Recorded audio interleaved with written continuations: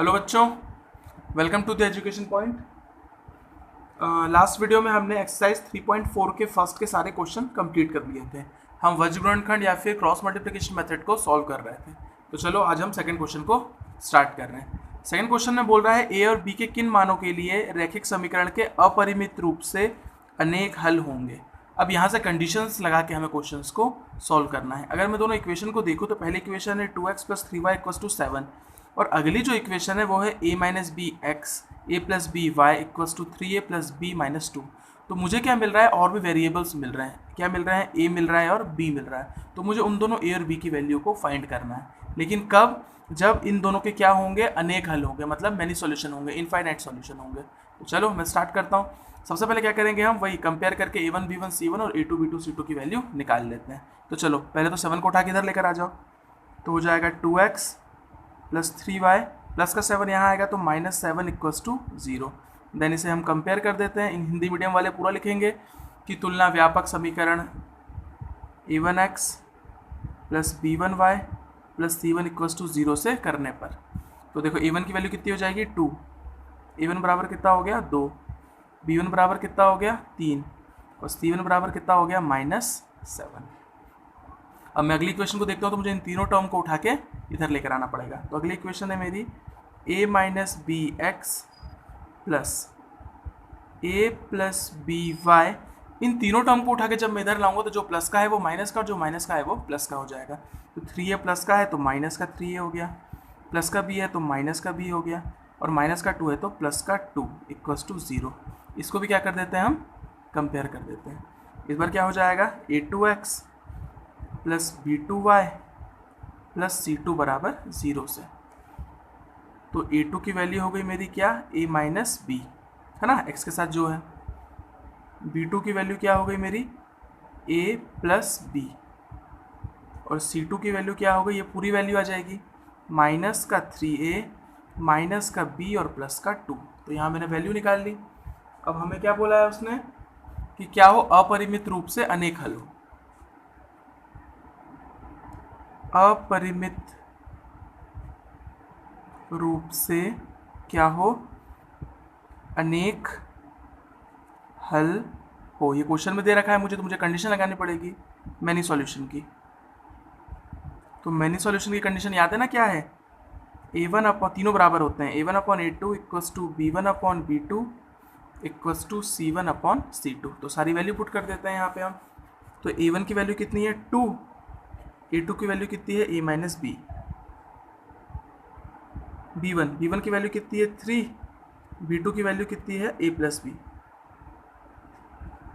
c1 देख लेते हैं, c1 की वैल्यू है -7 और c2 की वैल्यू कितनी है, ये पूरी -3a -b +2। अब हम क्या करेंगे, अब हमें क्या करना पड़ेगा, कंपेयर करना पड़ेगा। किसी भी दो को कंपेयर कर दो, या तो इन दोनों को कंपेयर कर दो, या तो इन दोनों को कंपेयर कर दो, या तो इन दोनों को कंपेयर कर दो। तो हम ऐसी वैल्यूज़ को कंपेयर करेंगे ताकि हमें आंसर सही मिले और छोटा मिले, मतलब सॉल्व करने में छोटा हो। तो हम कंपेयर करते हैं, कुछ मत करना, पहले इन दोनों को कंपेयर कर देना, बराबर कर देना, और फिर चाहो तो इन दोनों को बराबर कर देना। ठीक है, पहले इन दोनों को बराबर कर दो, फिर इन दोनों को बराबर कर दो, देखना दो इक्वेशन आएगी। फिर तो हम सॉल्व करते हैं, पहले मैं इन दोनों को लेता हूँ। तो कितना हो जाएगा 2/a - b = 3/a + b। Question थोड़ा लेंदी है, इसको यहाँ लाओ, इसको यहाँ ले आओ। तो हो जाएगा 2 × a + b, क्रॉस मल्टीप्लिकेशन कर दिया मैंने, 3 × a - b। तो हो जाएगा 2a + 2b = 3a - 3b। इन दोनों टर्म को उठा के ले आओ। 2a + 2b, ये प्लस का है तो माइनस का 3a और ये माइनस का है तो प्लस का 3b = कितना बचा यहाँ पे 0, कुछ बचा ही नहीं। तो देखो प्लस का 2a और माइनस का 3a, तो ये प्लस माइनस माइनस हो जाएगा, तो 3a में से 2a जाएगा तो बचेगा माइनस का a। माइनस a क्यों, क्योंकि बड़े नंबर का साइन, और 3 और 2 5b = 0। तो ये मिल गया मुझे इक्वेशन फर्स्ट। अब तक जो इक्वेशन मिलते थे मुझे वो x और y के टर्म में रहते थे, लेकिन अब जो इक्वेशन मिल रहा है मुझे a और b के टर्म में मिल रहा है। तो ये फर्स्ट इक्वेशन मिल गई। अब हम क्या करेंगे, अब इन दोनों को कंपेयर करते हैं। इन दोनों को कंपेयर करने पे कितना आ रहा है, 3/a + b = -7 upon -3a minus b plus 2 तो चलो क्रॉस मल्टीप्लिकेशन कर देते हैं, फिर से इक्वेशन बनानी है, ये जाएगा इधर और ये जाएगा इधर। तो 3 into -3a minus b plus 2 equals to -7 into a plus b, और मल्टीप्लाई कर देते हैं। 3 3 ज़ा माइनस का 9a माइनस का 3b प्लस का 3 2 ज़ा 6 इक्वस टू माइनस का 7a माइनस का 7b। अब क्या करेंगे, दोनों टर्म को उठा के इधर ले आओ। तो अब देखो मैं साथ में जमा रहा हूँ, माइनस का 9 है, ये माइनस का है तो ये हो गया इधर, इसके पास प्लस का 7 है। यहाँ कितना है, माइनस का 3b, ये माइनस का है तो ये इधर आके हो गया प्लस का 7b इक्वस टू, मैं 6 को इधर भेज देता हूँ तो माइनस का 6। तो देखते हैं कितना आ रहा है, प्लस माइनस माइनस, तो यहाँ आ जाएगा माइनस का 2a, यहाँ कितना हो जाएगा प्लस का 4b इक्वस टू -6। ठीक, चाहो तो माइनस कॉमन लेके छोटा कर देते हैं, चलो मैं माइनस कॉमन ले रहा हूँ यहाँ से, तो ये 2a प्लस का हो जाएगा और ये हो जाएगा माइनस का 4b इक्वस टू -6। माइनस से माइनस कैंसिल, और छोटा कर देते हैं, 2 भी कॉमन आ रहा है तो मुझे मल्टीप्लाई नहीं करना पड़ेगा, 2 भी ले लिया मैंने कॉमन, तो यहाँ हो जाएगा a minus 2b equals to, यहाँ 6 है, 2 से कैंसिल हो गया, 2 3 ज़ा 6, तो इक्वेशन आ गई a minus 2b equals to 3, ये हो गया इक्वेशन 2। अब मैं दोनों इक्वेशन को क्या करूँगा, कंपेयर करके देख लेता हूँ कि क्या करना है। पहली इक्वेशन थी -a plus 5b equals to 0, -a plus 5b equals to 0, और जो सेकंड इक्वेशन है वो है a minus 2b equals to 3, हमारी सेकंड इक्वेशन है ये। तो मल्टीप्लाई तो करना नहीं है, क्या करेंगे दोनों को, मैं एलिमिनेशन लगा रहा हूँ, दोनों को ऐड कर देते हैं। अब देखो ऐड क्यों कर रहे हैं, जोड़ने पर मैंने बताया था एक ही टर्म इक्वल है, ठीक है। अब मैंने बताया था कभी भी उल्टे साइन रहेंगे तो ऐड कर देना, बाकी हर कंडीशन में माइनस कर देना। तो देखो उल्टे साइन है ना, एक नेगेटिव और एक पॉजिटिव है, तो ये जोड़ने पे कट गया ये। अब 5b में से 2b गया तो कितना बचा, 3b इक्वस टू, यहाँ कितना आया 3 से 3 कैंसिल, तो b की वैल्यू कितनी आ गई यहाँ पे मेरी 1, एक आंसर मेरा आ गया। अब क्या करेंगे, फ्रॉम इक्वेशन फर्स्ट समीकरण 1 से, समीकरण 1 को लिख लो। समीकरण 1 क्या था, माइनस का a प्लस का 5b बराबर 0, तो यहाँ हो जाएगा माइनस का a प्लस का 5 इंटू बी की वैल्यू 1 इक्वस टू 0, तो माइनस का a प्लस 5 इक्वस टू 0। अब 5 को उठा के मैं यहाँ ले जा रहा हूँ, तो माइनस का a इक्वस टू माइनस का 5, तो माइनस से माइनस कैंसिल, a की वैल्यू कितनी आ गई 5। तो बस क्वेश्चन हो गया, हमें a और b की वैल्यू तो निकालनी थी, हमने निकाल ली। तो चलिए हम सेकंड क्वेश्चन स्टार्ट करते हैं। इसमें क्या बोल रहा है, k के किस मान के लिए समीकरणों का कोई हल नहीं होगा, मतलब what is the value of k if equation has no solution, मतलब जो दो इक्वेशन दे रखी है ना, इन दोनों का कोई हल ही नहीं होगा, कोई आंसर नहीं निकलेगा, नो सॉल्यूशन रहेगा। तो नो सॉल्यूशन की कंडीशन क्या थी, a1/a2 बराबर हो जाता है b1/b2 के, but is not equal to c1/c2। तो वही करना पड़ेगा, हमें पहले कंपेयर करके a1 b1 c1 और a2 b2 c2 की वैल्यू निकालते हैं। तो पहले 1 को उठा के इधर ले आते हैं, 3x प्लस वाई, प्लस का 1 इधर आएगा तो माइनस का 1 इक्वल्स टू 0, देन कंपेयर कर दो इसे, तो इक्वेशन क्या हो जाएगी, a1x plus b1y plus c1 equals to 0, तो a1 की वैल्यू हो गई 3। हम b1 देखते हैं, y के आगे कुछ भी नहीं है, इसका मतलब वहाँ पे क्या है 1 है, और c1 की वैल्यू हो गई -1।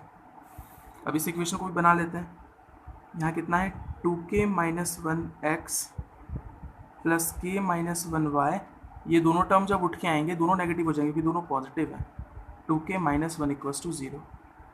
इसको भी कंपेयर कर दो तो इक्वेशन आ जाएगी हमारी a2x plus b2y plus c2 equals to 0।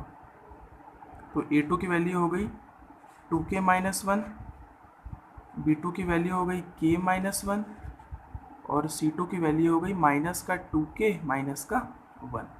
तो चलो उसने हमें क्या बोला है, कोई हल ना हो, ये पूरा लिखना पड़ेगा आपको, कोई हल ना हो मतलब नो सॉल्यूशन। तो नो सॉल्यूशन कंडीशन लिख लो, a1/a2 बराबर हो जाता है b1/b2 के, but is not equal to c1/c2। तो चलो मैं वैल्यू रख देता हूँ। A1 कितना है 3, A2 कितना है 2k माइनस 1, B1 कितना आया था मेरा 1 और B2 आया था मेरा k minus 1 and is not equal to C1 कितना आया था मेरा -1, C2 आया था माइनस का 2k माइनस का 1। तो मुझे इस बार इससे कोई मतलब ही नहीं है, मैं क्या करूँगा सिर्फ इन दोनों को लूँगा। देखना यहीं से मेरी k की वैल्यू मिल जाएगी। तो बस दोनों को उठा लो, 3/2k minus 1 equals to 1/k minus 1। अब क्रॉस मल्टीप्लिकेशन कर दो, इसका इधर और इसका इधर। 3k minus 1 equals to 1, 2k minus 1। तो 3 इंटू k कितना हो गया 3k minus 3 equals to 2k minus 1। तो यहाँ कितना हो जाएगा 3k, ये प्लस का है तो यहाँ आ जाएगा माइनस का 2k।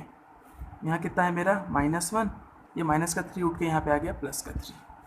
देन 3k में से 2k गया तो कितना बचेगा k, और 3 में से 1 को माइनस करोगे तो आ जाएगा 2। इसका मतलब k की वैल्यू कितनी है 2। तो हमारा ये क्वेश्चन भी यहाँ पे कंप्लीट होता है। तो फटाफट आप लोग नोट कर लीजिए, हम आगे बढ़ते हैं। अच्छा बच्चों सुनो, थर्ड क्वेश्चन जो है वो आप लोग के लिए होमवर्क है, वो आप लोग को खुद करना है। उस क्वेश्चन में मुझे 2 इक्वेशन दे रखी है, ठीक है, और अपने को बोल रहा है कि आपको इसको सब्स्टिट्यूशन मेथड से भी करना है और क्रॉस मल्टीप्लिकेशन से भी करना है, मतलब विलोपन प्रतिस्थापन से भी करना है और वज्रगुणनखंड से भी करना है, ठीक है। तो बस और अपने को बताना है कि कौन सा आपको सरल लग रहा है, कौन सा सही लग रहा है। तो इस क्वेश्चन को आप दोनों मेथड से करेंगे और बताएंगे कि कैसा कौन सी मेथड आपको सही लग रही है। तो बिल्कुल सिंपल सा क्वेश्चन है, आप लोग के लिए ये होमवर्क है, ठीक है। तो आप लोग को ये क्वेश्चन पूरा कंप्लीट करना है। तो हम क्या कर रहे हैं, एग्जाम्पल का एक क्वेश्चन ले रहे हैं, वो एग्जाम्पल नंबर 15 बहुत इंपॉर्टेंट क्वेश्चन है, वो हमें बनना चाहिए। तो मैं लिख लेता हूँ उसको। तो यहाँ मैंने क्वेश्चन नोट कर लिया है, इंपॉर्टेंट क्वेश्चन है और बेस उसी क्वेश्चन के कॉन्सेप्ट पे जो हमने लास्ट में किया है। तो क्वेश्चन है P के किन मानों के लिए समीकरण निकायों का अद्वितीय हल होगा। अद्वितीय हल होगा का क्या मतलब होता है, यूनिक सॉल्यूशन होगा। अपने को यूनिक सॉल्यूशन के लिए करना है और इक्वेशन में देखो P दे दिया है, अपने को इस P की वैल्यू फाइंड करनी है। तो चलो पहले कंपेयर करते हैं, सेम वैसे ही 4x। इस बार अपने को 0 के इधर कुछ लेकर नहीं आना क्योंकि पहले से ही अरेंज्ड है वो। इसको कंपेयर किया, a1x plus b1y plus c1 equals to 0 से।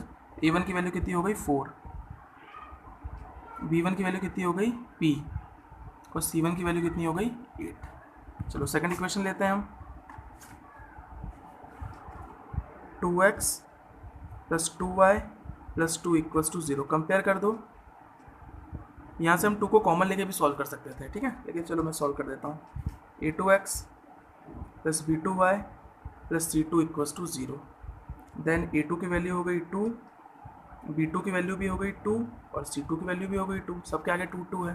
तो इसने कब बोला, जब अद्वितीय हल हो, अद्वितीय हल हो, कब, यूनिक सॉल्यूशन। तो क्या थी condition, a1/a2 is not equal to b1/b2। तो चलो वैल्यू पुट करते हैं। a1 की वैल्यू हो गई 4, a2 की वैल्यू हो गई 2, is not equal to b1 की वैल्यू हो गई p और b2 की वैल्यू हो गई 2। तो 2 2 सा 4, 2 को इधर ले आओ तो हो जाएगा 2 इंटू 2 is not equal to p, और या p is not equal to 4। अब इसका मतलब क्या हुआ इस आंसर का, इस आंसर का मतलब है कि p की वैल्यू 4 नहीं है।